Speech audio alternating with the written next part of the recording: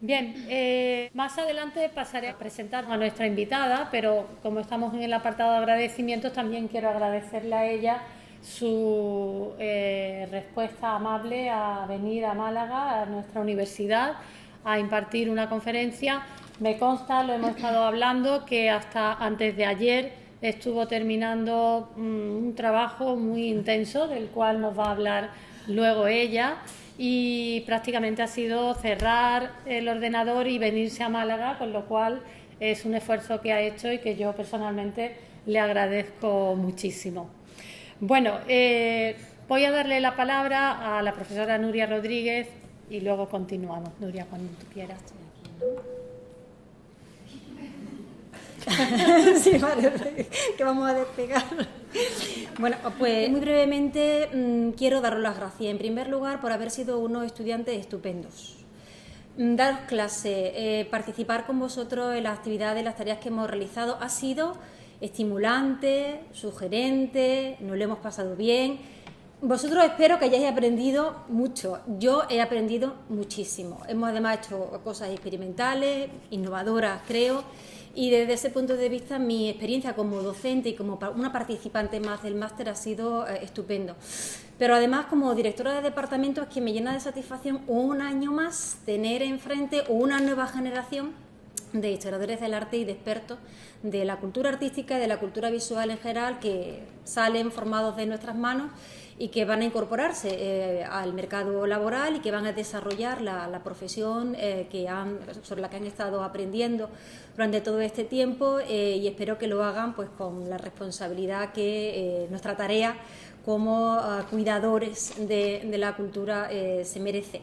Quiero dar las gracias a Carmen por haberse hecho cargo del máster en este año primero, y por tanto haber seguido una labor y un trabajo que requiere mucho tiempo y mucho trabajo y mucha responsabilidad y a veces muchas preocupaciones. Y quiero también agradecerle, como ya he dicho, a Hilary McCartney por venir, por hacer un hueco en su agenda y por compartir con nosotros esta tarde y además pues darnos a conocer un trabajo en primicia. Y por mi parte, nada más. Que os recuerdo que la semana que viene tenemos tutoría, es decir, que esto medio que termina. Ya está. Muchas gracias. Bueno, muchas gracias, Nuria. Yo quiero también felicitaros a vosotros y agradeceros, ya lo ha dicho Nuria, vuestra participación y vuestro entusiasmo. Yo veo también que se ha generado una sinergia muy, muy positiva. Y esa sinergia yo creo que la compartimos todos los que de una manera u otra estamos implicados en el máster.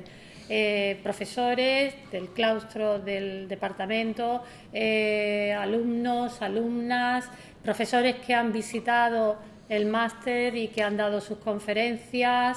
Vamos a incluir también a la administrativa, porque es otro elemento importantísimo y no debemos olvidarla, ¿no? Entonces, de alguna manera, todos hemos percibido, como digo, ¿no?, ese entusiasmo y esa entrega que habéis hecho vosotros a lo largo de todas las actividades formativas, que no han terminado, porque efectivamente quedan tareas y que, bueno, sin duda alguna, la tarea no acaba cuando se acaben los trabajos de asignatura ni cuando se termine el trabajo fin de máster. La tarea realmente importante viene después. Entonces yo desde aquí, nos vamos a ver más, pero desde aquí, en este acto, yo quería animaros a que luchéis por vuestros sueños, a que verdaderamente os entreguéis al proyecto que queréis realizar, que no va a ser fácil, ya lo venimos repitiendo, pero que si seguís expresando el entusiasmo que estáis demostrando a lo largo de todo este curso intenso, lo conseguiréis seguro, y aquí estaremos nosotros para apoyaros y para seguir facilitando, bueno, pues las herramientas o lo que os haga falta, ¿de acuerdo? Así que no me quiero entretener más y voy a pasar ya a presentar a la doctora Hilary McCartney. A la doctora Hilary McCartney, que, como ya he dicho antes, le agradezco muchísimo su presencia hoy aquí con nosotros. Y brevemente voy a resumir también lo más destacado de su currículum, que no es poco. Bueno, actualmente Hilary McCartney es investigadora asociada y profesora de la Universidad de Glasgow, especialista en arte español, y entre sus intereses investigadores también se incluye la historiografía y la recepción del arte español, así como la reproducción del arte. Ella se graduó en la Universidad de Glasgow y empezó su carrera profesional como curadora en los museos de Glasgow. Su tesis doctoral la llevó a cabo en el prestigiosísimo Courtauld Institute of Art en London y estaba relacionada con la personalidad de Sir Stirling Maxwell, que es fue un investigador y coleccionista de arte español de gran importancia, que además publicó los anales de artistas españoles en el año 1848. Esta obra es la primera historia del arte español publicada en inglés, pero además, y sobre eso nos va a hablar ella, es el primer libro ilustrado con fotografías de historia del arte, o del arte, digamos, ¿no? Entre sus publicaciones voy a mencionar quizá un libro bellísimo que ha sido publicado hace pocos años en colaboración con un profesor también de renombre internacional como fue Glendinning, y que se titula Spanish Art in Britain and Ireland 1750-1920. Fueron unos estudios publicados en memoria también de una prestigiosa hispanista, Enriqueta Harris, y recientemente ha venido publicando artículos en la línea de la investigación que ya he mencionado sobre la reproducción del arte. Uno de los más recientes se titula Faith in Facsimile, The Invention of Photography and the Reproduction of Spanish Art, y otros artículos en esa línea o en alguna de las otras que ella trabaja han sido publicados también en prestigiosas revistas como Journal of Art Historiography, Hispanic Research Journal, History of Photography, etcétera, etcétera.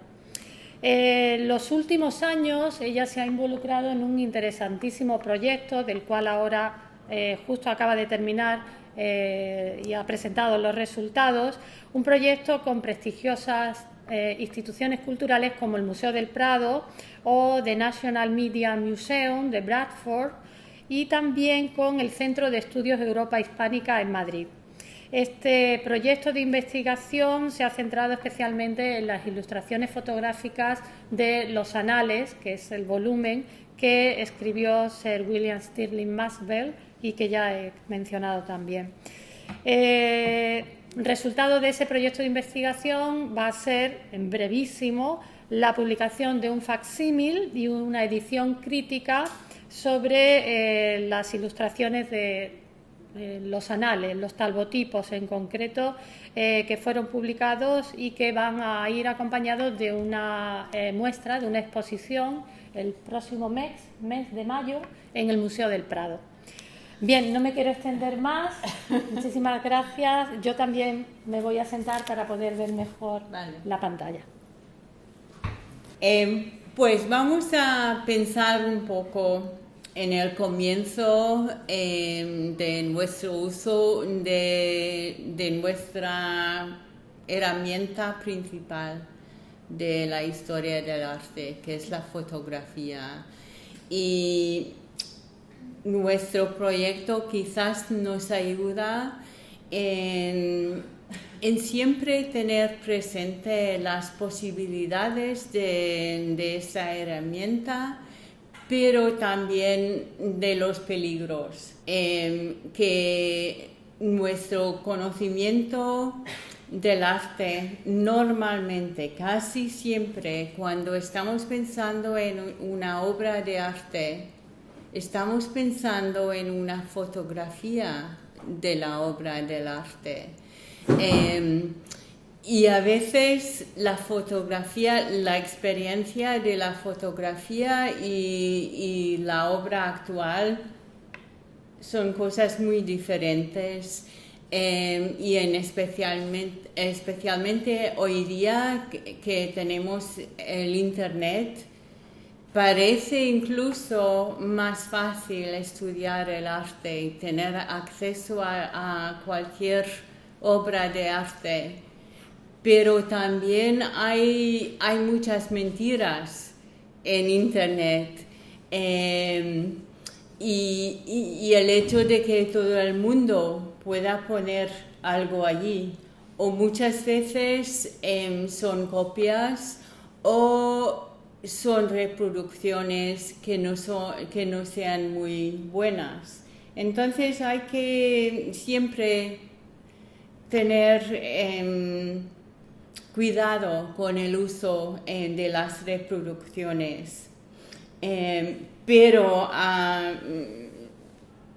nos han dado a todo el mundo un acceso increíble a la historia del arte.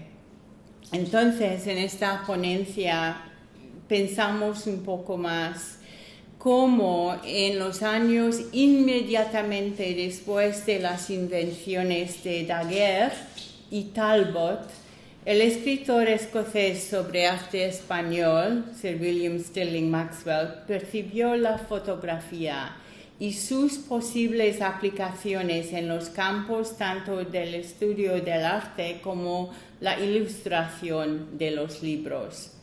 Y nos enfocamos en su volumen experimental de edición limitada de los Talbot-type Illustrations que acompañó los Annals of the Artists of Spain por Stirling en 1848, que es muy temprano, son menos de 10 años después de la invención de la fotografía.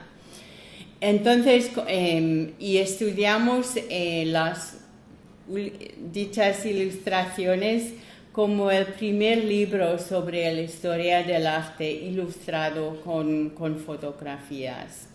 Y basándonos en las investigaciones durante nuestro proyecto colaborativo sobre esos talbotipos, intentamos aclarar y contextualizar las ilustraciones y su significado. Y muchos de los problemas de comprensión hoy día se deben a la relación compleja entre las fotografías de entonces y las obras de arte que pretenden representar, problemas que se complican aún más por el uso frecuente de copias pintadas o de grabados como sus modelos. Además, el deterioro de las fotografías también problematiza la cuestión de objetividad, y así como el descubrimiento de retoques frecuentes en muchos ejemplos. Nuestra decisión de utilizar la tecnología digital más moderna para restaurar las imágenes en la creación de un facsímil ideal nos permite hacer disponible por primera vez este volumen tan raro y tan frágil al gran público. Pero también conlleva otros debates sobre la objetividad y la distancia entre nosotros y el original en este caso. Pues no sé si alguien aquí presente habrá oído quizá de este volumen de las ilustraciones en talbotipo para los anales de los artistas de España, como edición limitada de 66 ilustraciones fotografiadas por el ayudante de William Henry Fox Talbot, uno de los inventores de un método en particular. Y su ayudante se llamó Nicholas Henneman. Y las fotografías se hicieron en 1847 para acompañar a los 3 tomos de texto que se publicó el año siguiente. Y aunque la mayoría de los eruditos no han visto jamás un ejemplar, se ve referencias al libro en todas las historias de fotografía del arte, o todas las historias de fotografía, como el libro que comienza un desarrollo importante y histórico. Y Stirling mismo, en su prefacio sobre el tomo, es muy modesto en sus afirmaciones sobre su importancia.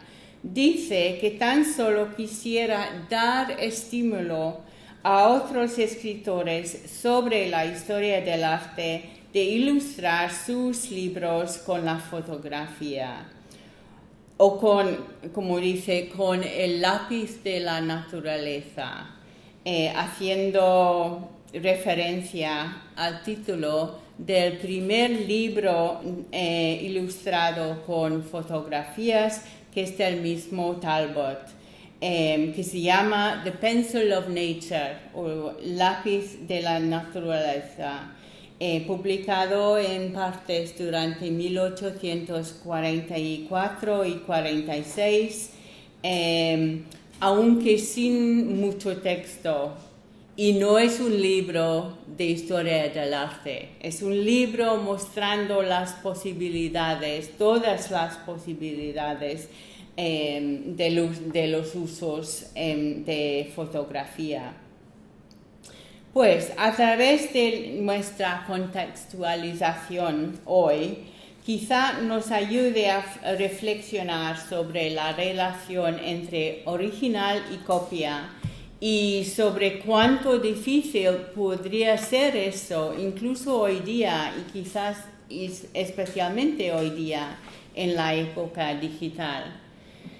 Había tan solo 50 ejemplares de este tomo, de 2 tamaños, 25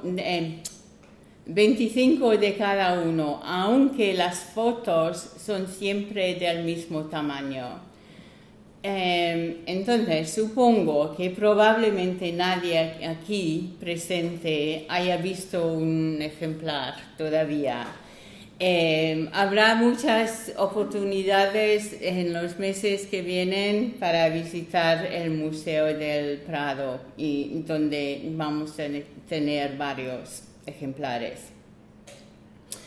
Y entonces, aquí está el libro, según las limitaciones de la fotografía digital actual y las pantallas.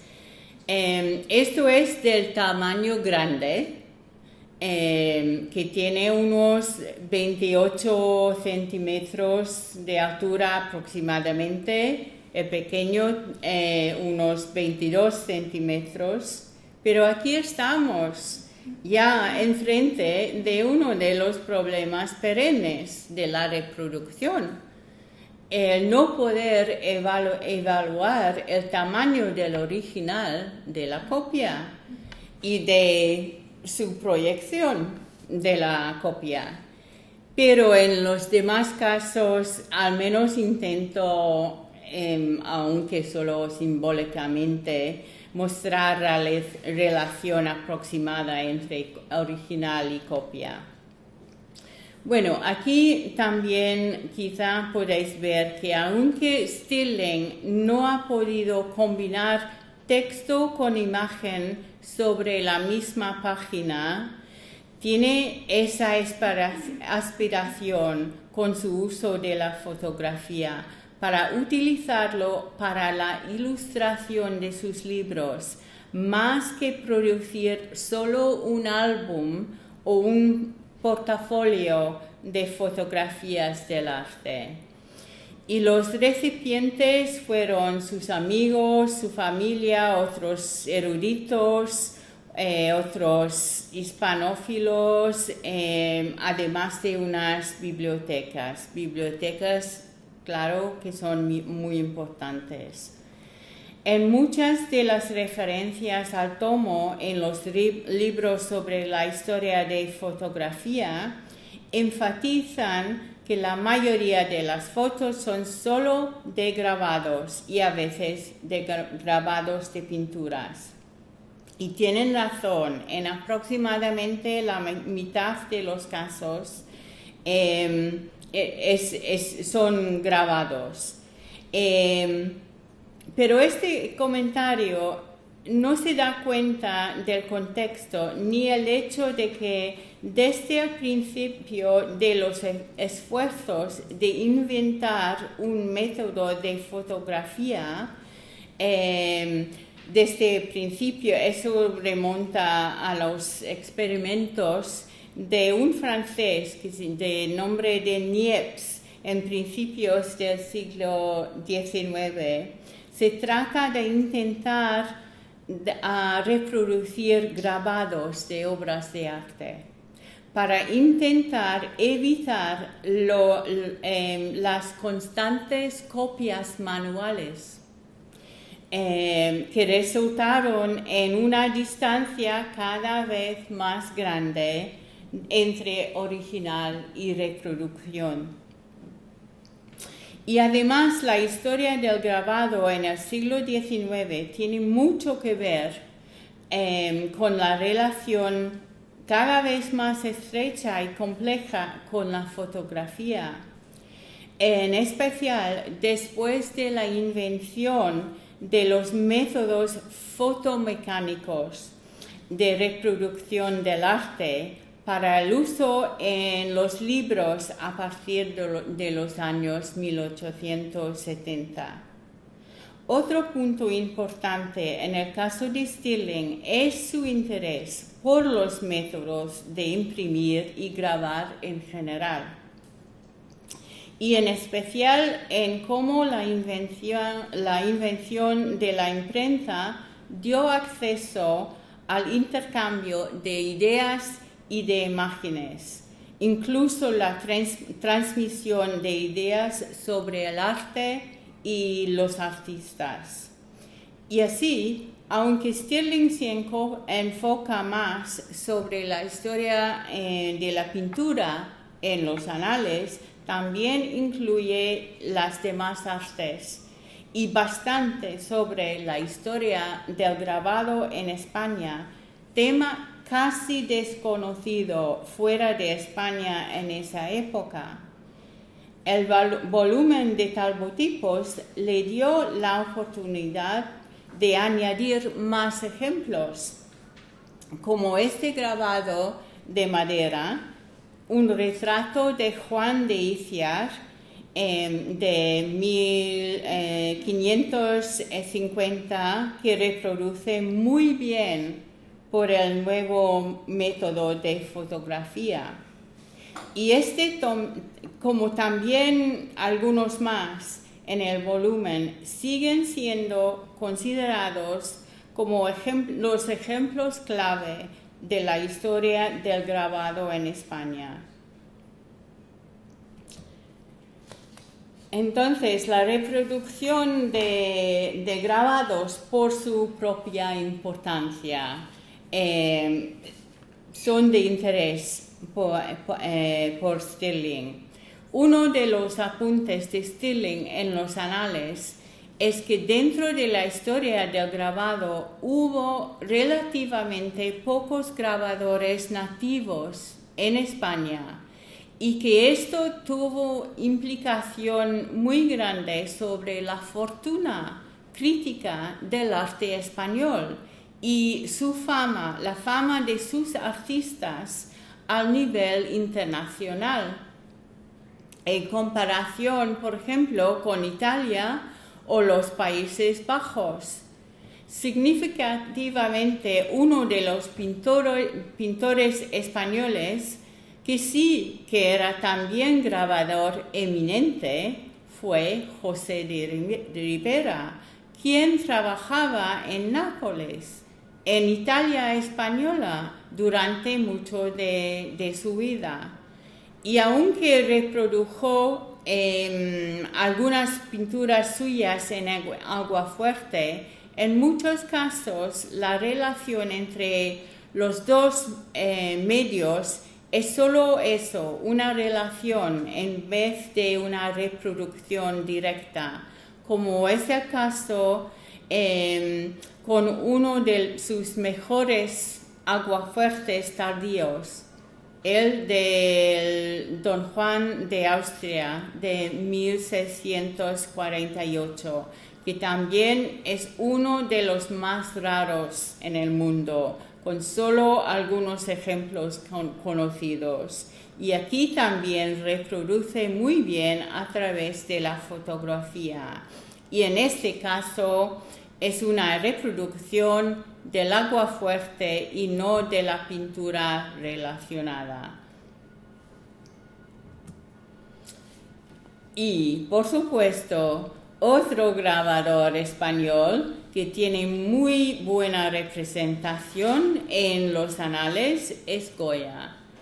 Y eso podría sorprendernos, porque Goya solo murió en 1828, 20 años antes de la publicación de los anales.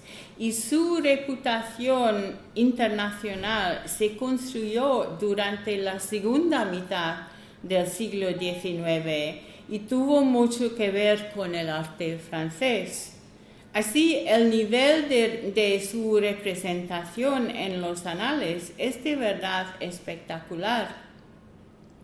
Hay 4 de los aguafuertes tempranos de los años 1770 sobre los retratos reales ecuestres de Velázquez de los años 1630, además de 3 de la tauromaquia y 3 copias de sus aguafuertes en los tomos de texto.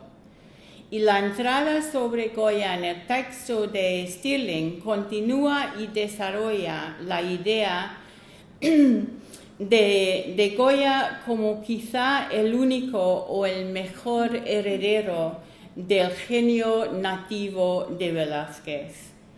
Y los aguafuertes sobre Velázquez se pueden considerar como emblemáticos de dicha relación, además de la idea dominante del siglo XVIII del estudio del arte a través del estudio de los grabados. Pero en el caso de Stirling también tienen valor por no ser meras imitaciones, sino lo que percibió como la captura de la esencia de Velázquez en los aguafuertes de Goya. Otra cuestión apremiante en los talbotipos es por qué no reprodujeron pinturas directamente que pudieron alcanzar con intentarlo en esa época. Como notó Anthony Humber, Anthony Humber es el escritor más conocido sobre la reproducción del arte. Y tiene un libro sobre la reproducción del arte en Gran Bretaña en el siglo XIX. Y como ha comentado, ninguno de los talbotipos para los anales es una reproducción directa de un óleo sobre lienzo. ¿Por qué? Porque Stirling mismo todavía no tenía su famosa colección del arte español, mucho de la cual compró en las subastas de las grandes colecciones, como la de la Galería Español de Luis Felipe en 1853.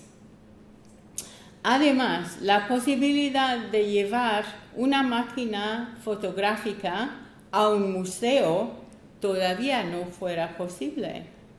No obstante, Stirling sí que poseía ya 4 ejemplos de pequeños esbozos al óleo de niños jugando de Goya.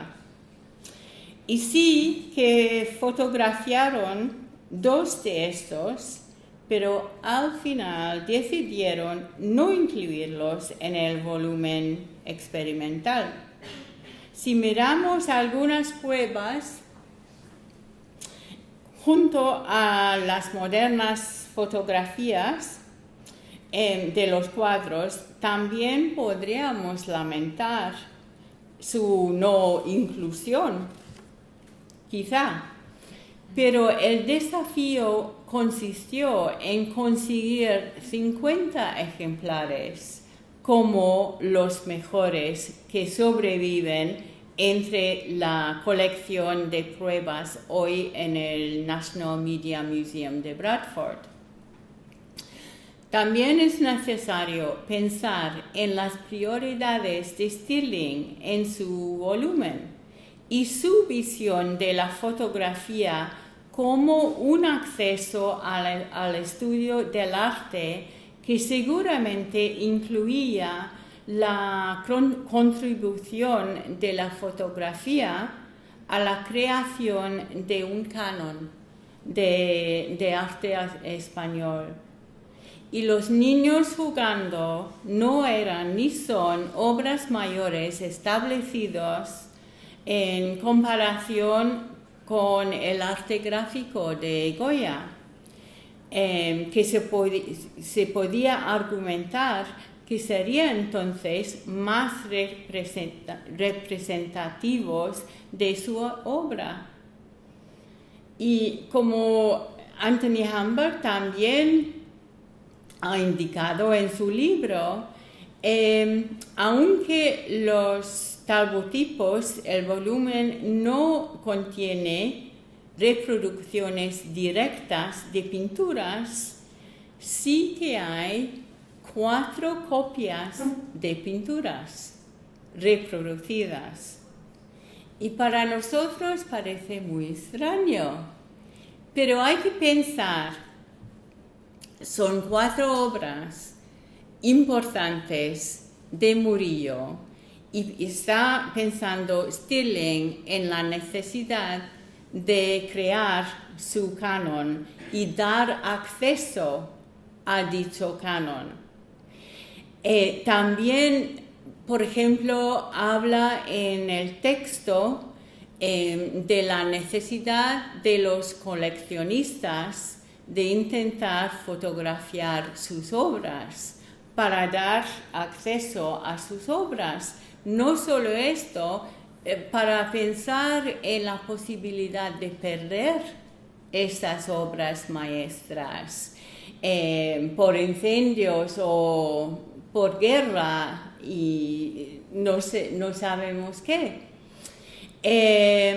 Y otra cosa, está pensando en la posible dispersión de obras de arte, en especial en este caso de Murillo, que muchas de sus series de obras se habían dispersado durante la Guerra de Independencia y después durante la desamortización de los conventos. Y entonces Stirling está pensando en la necesidad o la posibilidad de comparar las obras de una serie y la imposibilidad de hacerlo sin acceso a fotografías o una exposición temporal o algo así. Y entonces Y otra cosa que tenemos que pensar en esta ocasión es que la copia pintada sería el comienzo del proceso de crear un grabado, el método tradicional de la reproducción del arte. También merece la pena pensar en todas las dificultades de reproducir, en especial pinturas, y en especial pinturas sobre lienzo, pinturas al óleo. La textura del lienzo da problemas, sigue dando problemas en su fotografía. Y además, hasta los años 1890, no teníamos un método de traducir colores a tonos a través de la fotografía. Había que esperar la invención de un tipo de película que se llama isocromática. Y entonces era muy inconsistente los problemas y los resultados de intentar reproducir pinturas. Por eso, muchas veces era más fácil simplemente producir un grabado y después fotografiarlo. Y es lo que hicieron en casi todos los libros hasta los años, al menos los años 1860, incluso cuando no lo dijeron. Además, hay toda la industria de dar conferencias utilizando diapositivas de tipo lanterna. Y en la mayoría de esos casos también son a partir de grabados que miniaturistas pintaron en las diapositivas. Y a veces tampoco es fácil notarlo, son tan buenas. Y entonces estamos realmente al comienzo del proceso de utilizar fotografías directas. Otra cosa que hemos descubierto por el proyecto, bueno, primero hay el desvanecimiento de las fotografías en esa época por la inestabilidad de su química, su proceso químico.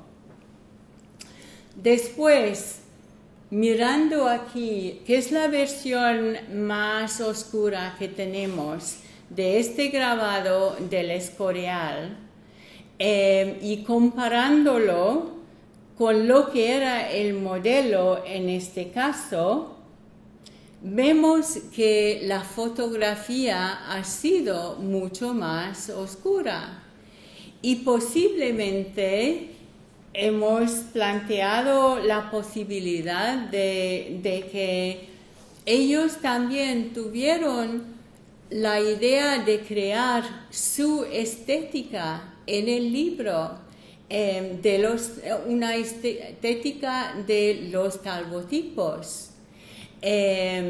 Y eso es un buen ejemplo tentativo de esa posibilidad.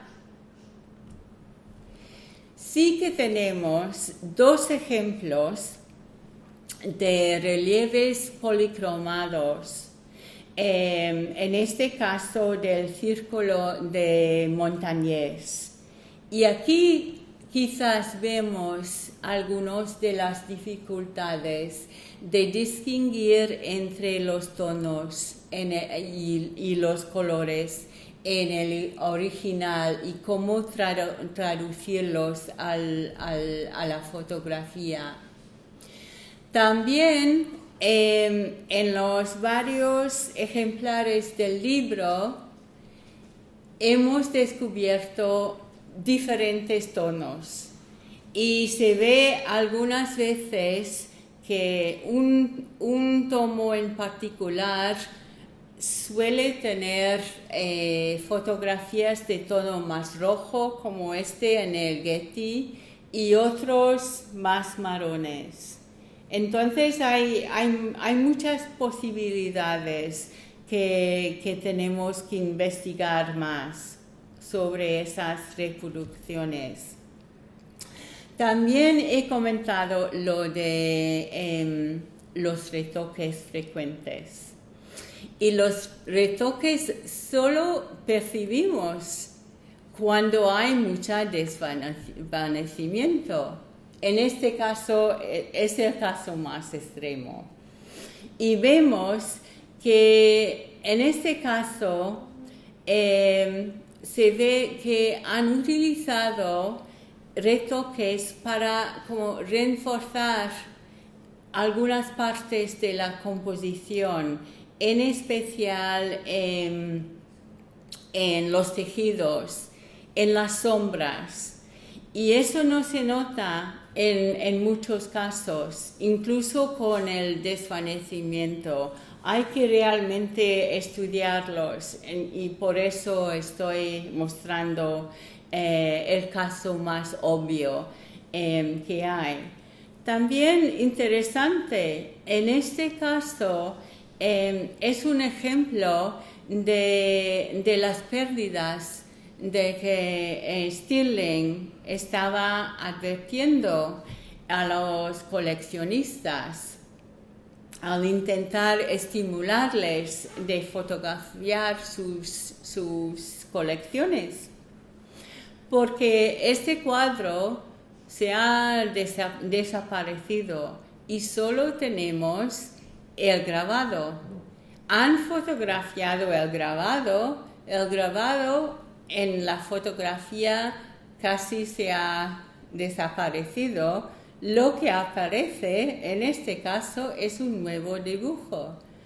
Entonces, y sabemos que sí, que emplearon a miniaturistas para hacer estos retoques, es muy común. Entonces, la manipulación de la fotografía no es nada nueva. Y sí, en este caso también descubrimos al final que hubieran debido o retocar un negativo o un positivo que también han vuelto a fotografiar.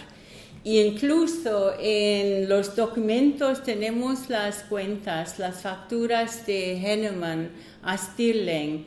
Hay mención en este caso de Pedro Orente, touched, es decir, tocado o retocado en ese extracto. Y es otro ejemplo muy curioso porque la fotografía es de una copia en acuarela. La copia en acuarela lo tenemos en los museos de Glasgow, pero sabemos de la inscripción de Stirling mismo que han retocado la copia después de la fotografía. Entonces, sí, hay una mezcla de original, de retoques, de copias, de reproducciones, y todo es muy inseguro. También en el caso de un dibujo muy importante de Murillo, uno de los mejores de Murillo, de Cristo en la cruz.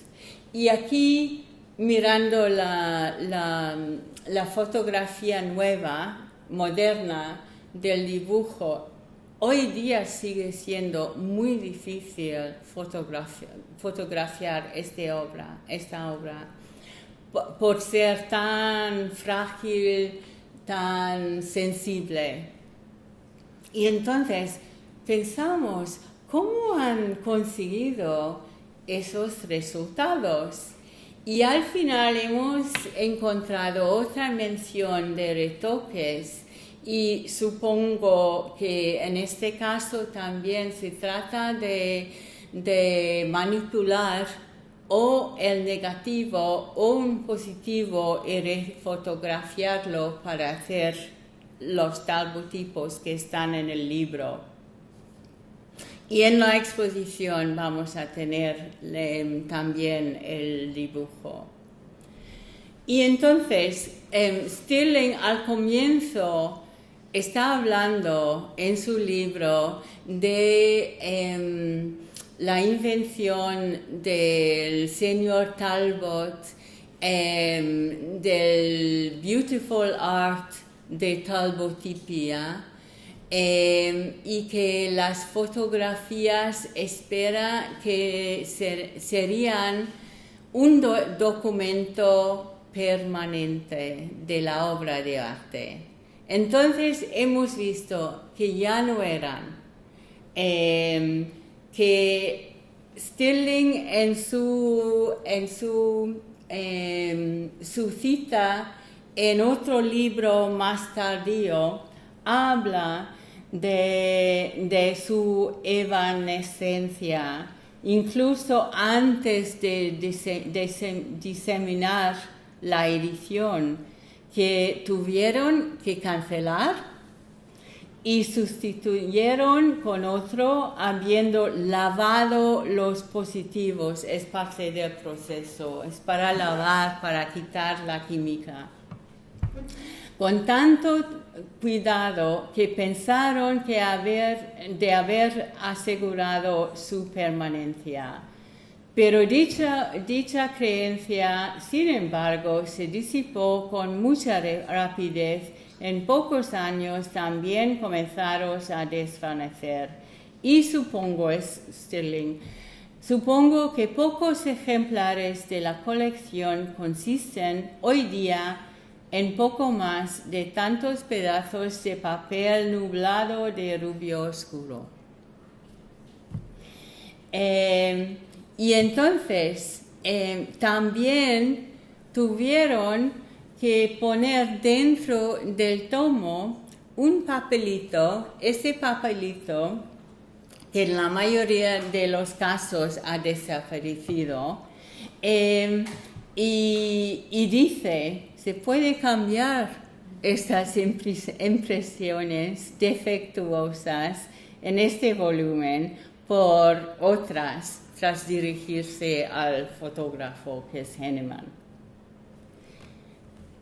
Entonces, nosotros hoy día pensamos tener métodos permanentes de fotografía que podemos reproducir estas obras de arte y estas fotografías.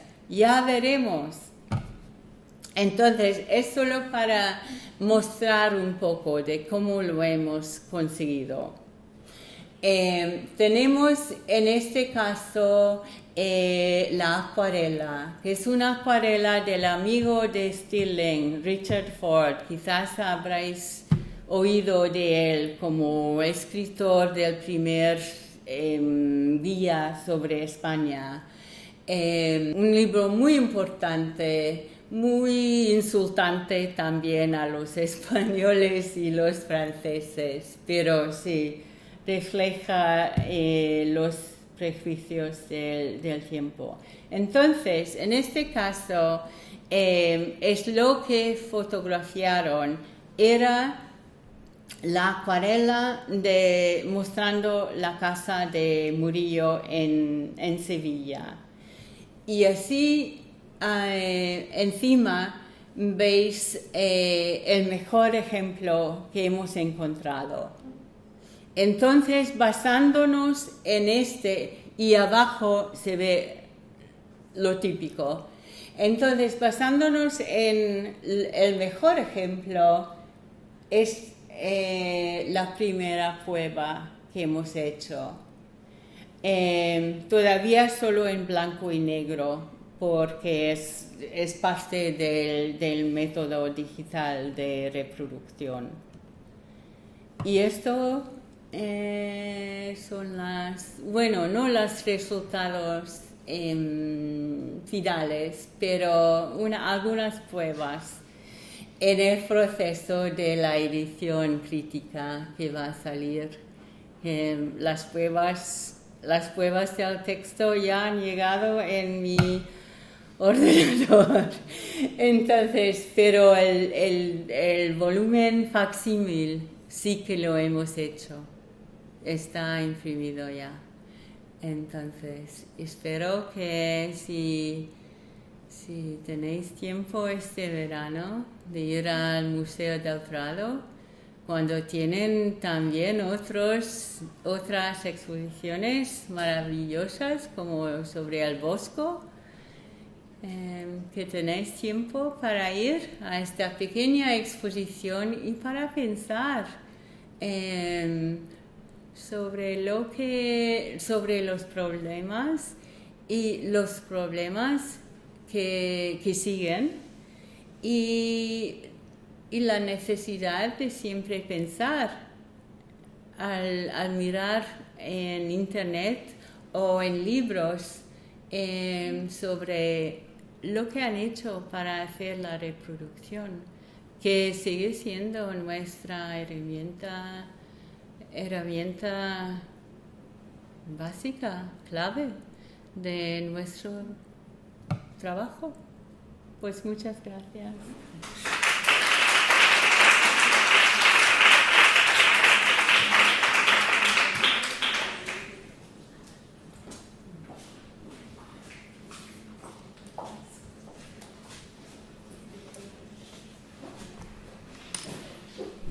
Bueno, pues muchísimas gracias, Hilary, por esta interesantísima conferencia que nos has dado.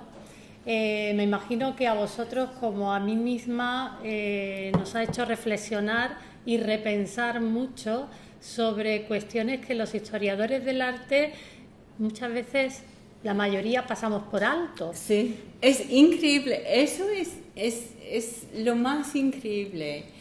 Porque los historiadores de fotografía siempre hacen referencia a este libro, se interesan, pero solo hasta algún punto, porque no son historiadores del arte, no son en este caso historiadores del arte español y no pueden comentar sobre por qué han elegido esto, sí, pero entonces, sí, nosotros historiadores del arte es que utilizamos a diario este método y no hablamos porque no es como una ventana y miramos a través de la ventana, hay tantas cosas.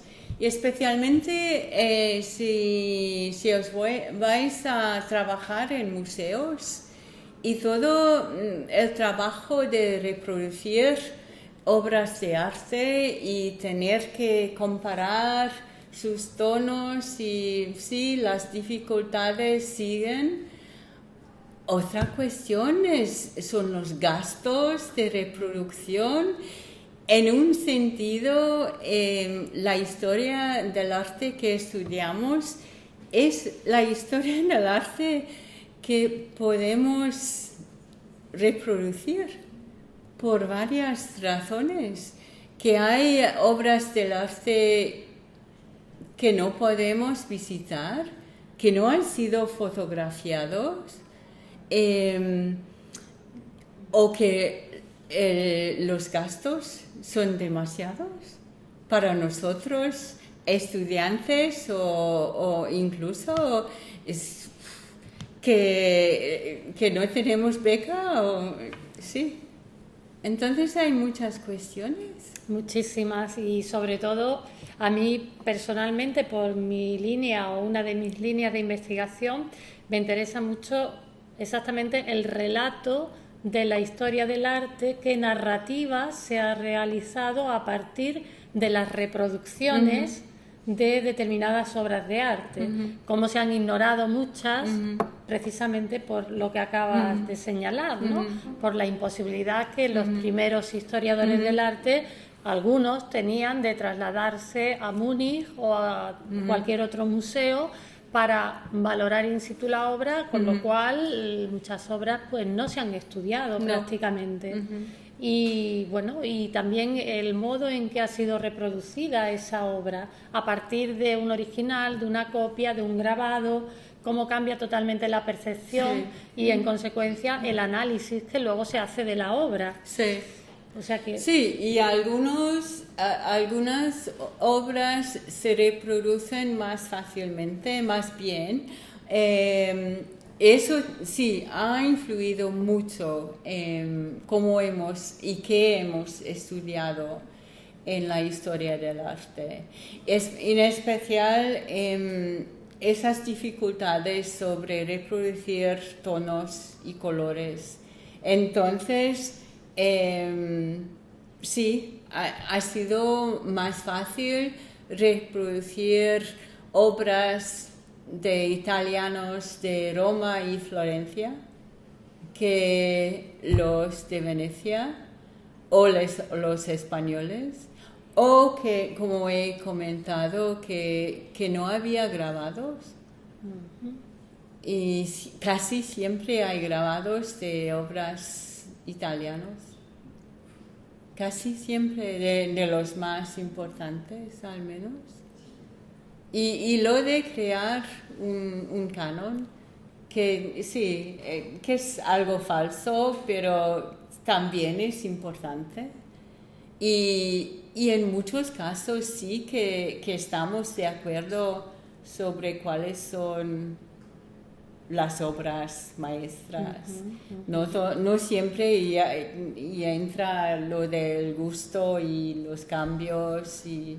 Sí. Y bueno, pues de nuevo darte las gracias porque me ha parecido muy interesante y agradecerte también que la hayas hecho en español, porque obviamente habla bastante bien, pero todos sabemos el esfuerzo que requiere dar una conferencia en tu propio idioma, máxime si lo haces en un idioma que no es el tuyo, por lo tanto, nuevamente agradecida.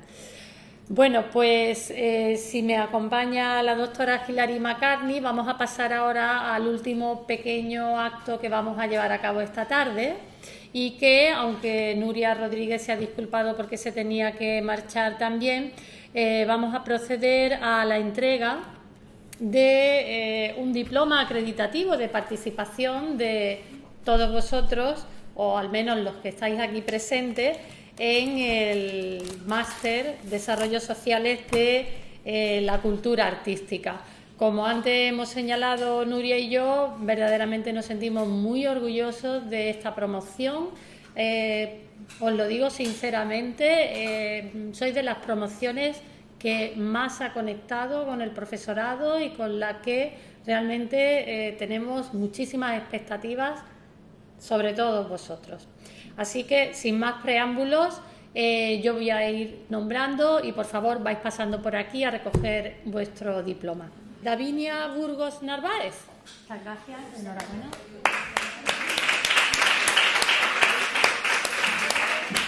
Cristina Chacón Parreño, no está. Leticia Crespillo Marí, tampoco. Pablo María de León Sánchez.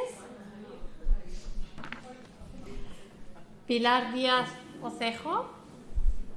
Muy bien.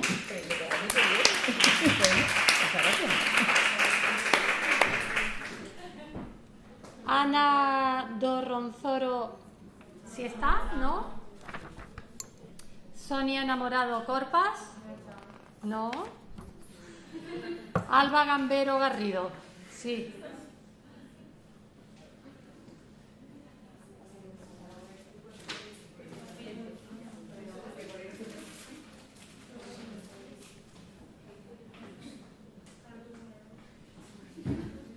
Bueno, pues enhorabuena.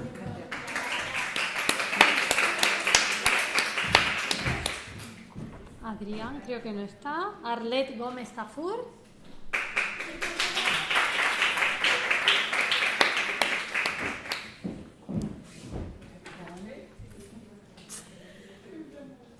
Sandra Gómez Aguilar.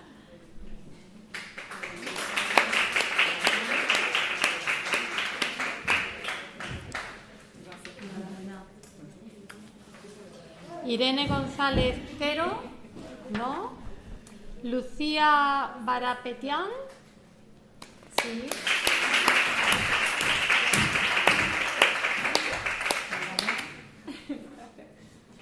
Victoria López Gámez.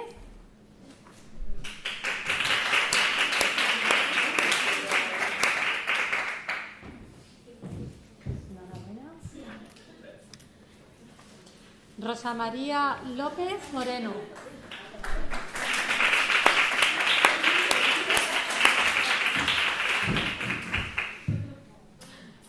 Gracias. Sandra Medina Bueno.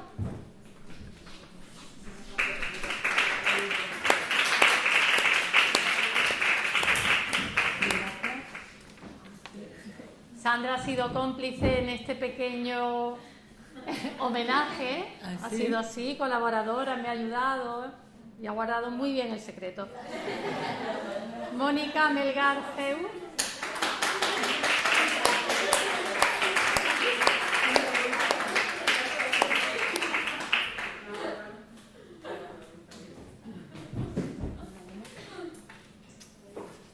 Rocío Ángeles Monsalves.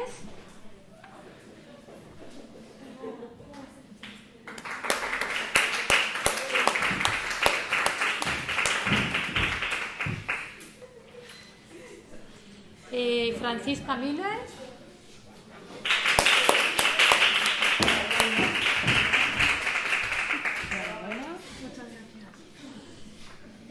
Carmen Olmedo, creo que no está. Elena Ortega, no está. Sara Ramos.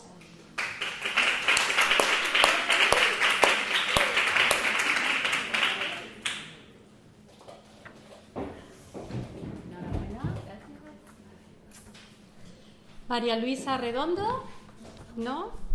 Carmen Manuela Rocamora, no. Bárbara Romero.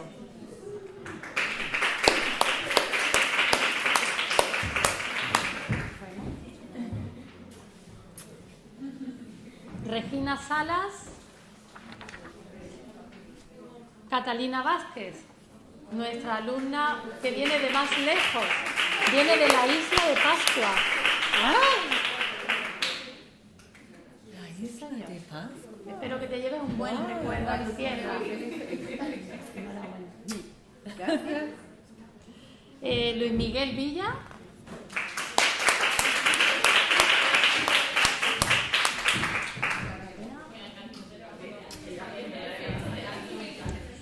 Ekaterina Yasmina. Yasmina.